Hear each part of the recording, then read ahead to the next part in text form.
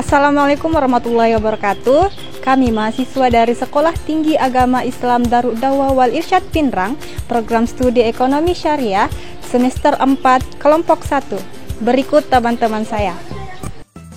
Video ini dibuat untuk memenuhi semester mata kuliah Sistem Ekonomi Islam dengan dosen pengampu Ibu Andi Wisriani, SHME. Kami dari kelompok 1 terdiri dari 6 anggota kelompok yang masing-masing bekerja sama untuk memenuhi tugas akad dalam Islam. Sebelum kita masuk pada pembahasan, izinkanlah kami memperkenalkan kelompok kami terlebih dahulu. Yang pertama saya sendiri, atas nama Nur Fadila dengan NIM 21020010001. Selanjutnya ada Reza Syarifuddin dengan NIM 21020010005. Selanjutnya ada Aisyah Ramadhani dengan NIM 21020010008. Lalu berikutnya ada Sri Rahayu dengan NIM 21020010011. Lalu ada Sri Wahyuni dengan NIM 21020010017. Dan yang terakhir Nurul Ismayanti dengan NIM 21020010023. Baiklah, kami dari kelompok 1 akan mempresentasikan materi dengan judul Akad dalam Islam. Langsung saja kita mulai. Akad berasal dari bahasa Arab, yaitu al-aqd yang berarti perikatan, perjanjian, persetujuan, dan pemufakatan. Kata ini juga bisa diartikan tali yang mengikat karena akan adanya ikatan antara orang yang berakad. Akad menurut bahasa artinya ikatan atau persetujuan, sedangkan menurut istilah, akad adalah transaksi atau kesepakatan antara seseorang yang menyerahkan dengan orang lain atau yang menerima untuk pelaksanaan suatu perbuatan. Jadi bisa disimpulkan bahwa perjanjian atau akad adalah perbuatan hukum yang dilakukan oleh dua belah pihak yang bertujuan untuk saling mengikatkan diri satu sama lainnya dengan diwujudkan dalam ijab dan qabul yang objeknya sesuai dengan ketentuan syariah. Dan perjanjian tersebut berlandaskan keridhoan atau kerelaan secara timbal balik dari kedua belah pihak terhadap objek yang diperjanjikan dan tidak bertentangan dengan prinsip syariah. Secara umum yang menjadi syarat sahnya suatu akad atau perjanjian, yang pertama, tidak menyalahi hukum syariah. Nah, suatu akad atau perjanjian dianggap sah apabila tidak menyalahi hukum syariat Islam. Yang kedua, harus sama ridho dan ada pilihan.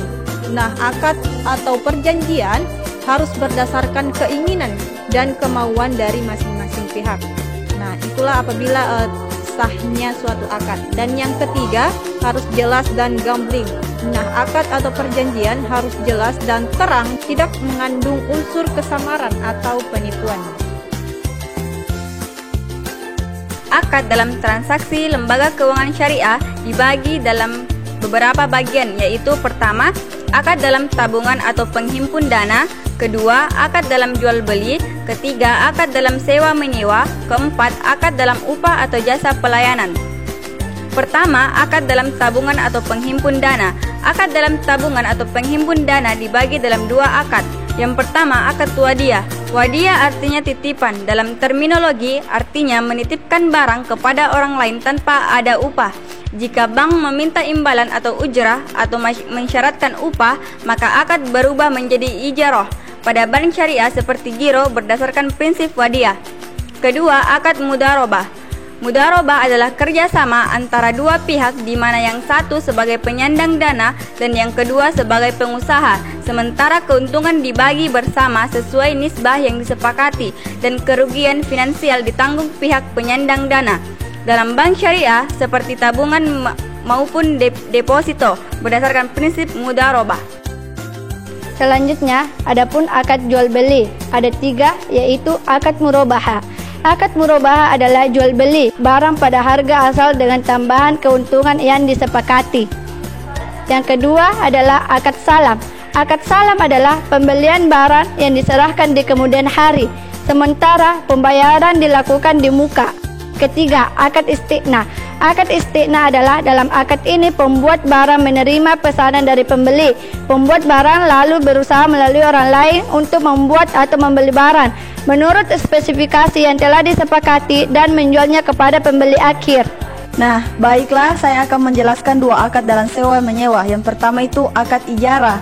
Nah, ijarah adalah pembiayaan berupa talangan dana yang dibutuhkan nasabah untuk memiliki suatu barang atau jasa dengan kewajiban menyewa barang tersebut sampai jangka waktu tertentu sesuai dengan kesepakatan akad.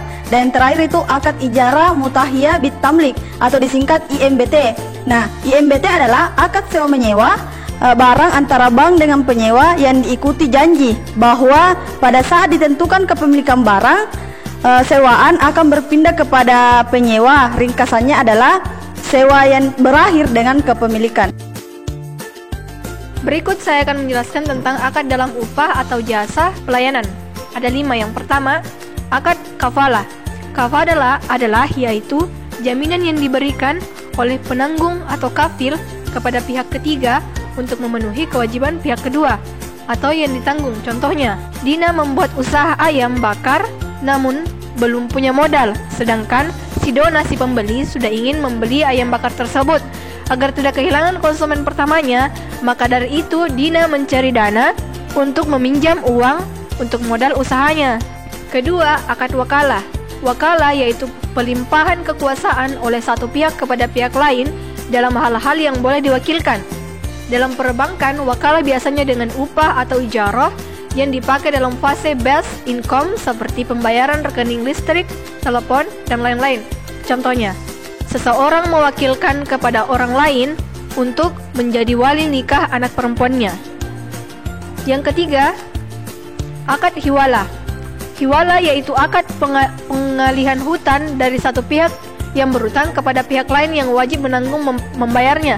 Contohnya, si A meminjam uang kepada si B, sedangkan si B mempunyai hutang kepada si C sebesar 500.000 dan si A meminjam hutang kepada si B sebesar 500.000. Maka si B mengatakan kepada si A agar membayar hutangnya ke si C agar hutangnya si B bisa lunas. Yang keempat yaitu akad ran atau gadai, yaitu adalah menyimpan sementara harta milik si peminjam sebagai pinjaman atas pinjaman yang diberikan oleh si piutang. Perbedaan gadai syariah dengan konvensional adalah hal mengenai bunga. Yang kelima, akad jualah, yaitu jasa pelayanan pesanan atau permintaan tertentu dari nasabah, misalnya untuk pemesanan tiket pesawat atau barang dengan menggunakan kartu debit atau cek transfer. Atas jasa pelayanan ini, bank memperoleh fee. Perbedaan yang mendasar akad dan kontrak yaitu terletak pada akad berada pada syariah dan kontrak berada pada konvensional. Dari segi landasan filosofis, akad syariah terdapat nilai-nilai agama, sedangkan dalam kontrak konvensional tidak terdapat nilai-nilai agama. Kedua, berdasarkan sifatnya. Akad syariah bersifat individu proporsional, sedangkan dalam kontrak konvensional bersifat individu atau liberal. Ketiga, berdasarkan substansinya. Akad syariah terdapat hubungan manusia dengan Allah, manusia dengan manusia, benda dan lingkungan, sedangkan dalam kontrak konvensional hanyalah sebatas hubungan manusia dengan manusia dan manusia dengan benda. Kemudian yang keempat, berdasarkan sumbernya. Akad syariah terdapat sikap yang didasarkan syariat, sedangkan dalam kontrak konvensional harus adanya persetujuan dari undang-undang. 5. Dari segi sahnya perikatan, akad syariah harus memenuhi unsur halal, sepakat, cakap, tanpa paksaan, serta ijab dan kabul. Adapun kontrak konvensional harus memenuhi unsur kesepakatan, kecakapan, hal tertentu, dan halal. Terakhir, dari proses terbentuknya akad syariah terdapat pengertian al-aqdu atau perjanjian, al-ahdu atau perikatan, sebagaimana dalam Quran Surah Ali Imran ayat 76 dan Quran Surah Al-Ma'idah ayat 1. Sedangkan kontrak konvensional terdapat pengertian perjanjian atau overeenkomst dan perikatan atau verbim tepsis pasal 1313 dan 1233 BW.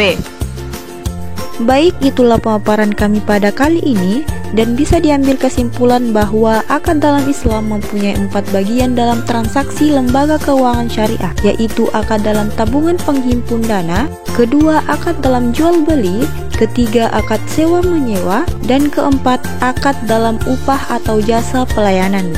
Akad atau perjanjian dalam kehidupan masyarakat menduduki posisi yang sangat penting karena akad itulah yang membatasi hubungan antara kedua belah pihak yang terlibat dalam usaha tersebut dan akan mengikat hubungan itu di masa sekarang maupun masa yang akan datang. Dan adapun perbedaan antara akad dan kontrak, yaitu akad berada pada syariah dan kontrak berada pada konvensional. Itulah video presentasi kelompok 1, kurang dan lebihnya mohon dimaafkan, dan terima kasih atas perhatiannya. Semoga bermanfaat. Billahi taufiq wa dawat wal irsyad. Wassalamualaikum warahmatullahi wabarakatuh.